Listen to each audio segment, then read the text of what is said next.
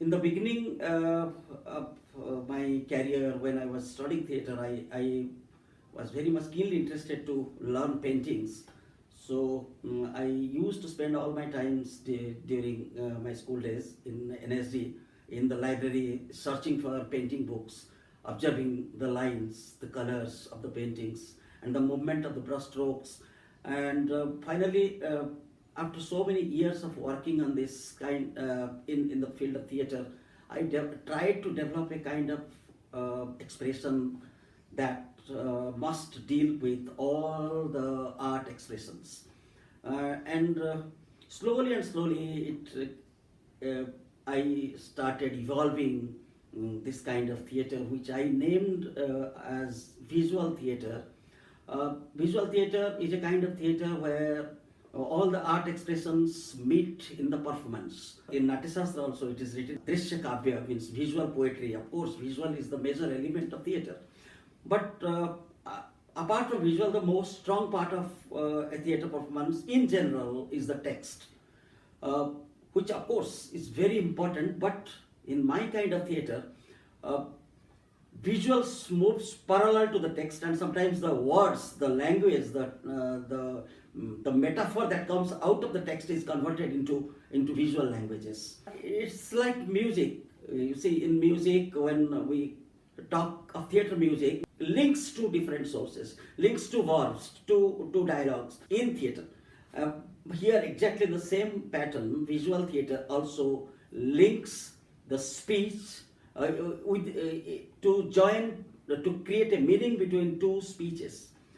When I go through these experiences of doing a theatre, after a lot of observations, I found that when we read a text, a kind of visual that moves in our mind, in our brain. When I tried to convert it into theatre compositions, that visuals slowly emerge into a kind of visual worlds, and that to form my visual text.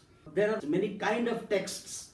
They are lying hidden underneath the verbs, underneath the verbal language of a play. And we as the scenographers, we are the directors, the contemporary theatre directors, those who are working on this in this medium, we have to bring that elements, that subtext, that underneath text to the surface level, and to create our own text. It's very similar to paintings and sculptures. So what are the most important thing in a painting is the lines, the brush strokes, the colors, the color schemes, the textures, and the movement of the viewer's eyes through the rhythmic pattern of the movement of the elements. So space, rhythm, lines, textures, unifications, and the overall entire energy that is coming out of that becomes very important in a painting or in sculpture making. All these elements I try to transfer into a theatre medium, in a performance medium, to create my visual performance, visual theatre. So in this particular theatre, space becomes very, very important. Of course, for every play, space is important, but for this kind of play, space creates meaning. The meaning of the play will convey only when the space tries to articulate. So that when the space speaks about, the space will speak about its own existence. So to create a space, I have to depend upon elements of visuals, from paintings, from sculptures. That means I have to depend on the lines, I have to depend on the color scheme, I have to depend on the texture, and I have to depend on the flow of all these things. So when I create a play like this, the frame, the theatre frame, if it is a frame, it metaphorically, it's a canvas for me. It's entire three-dimensional canvas or three-dimensional cube for me, which I try to chisel.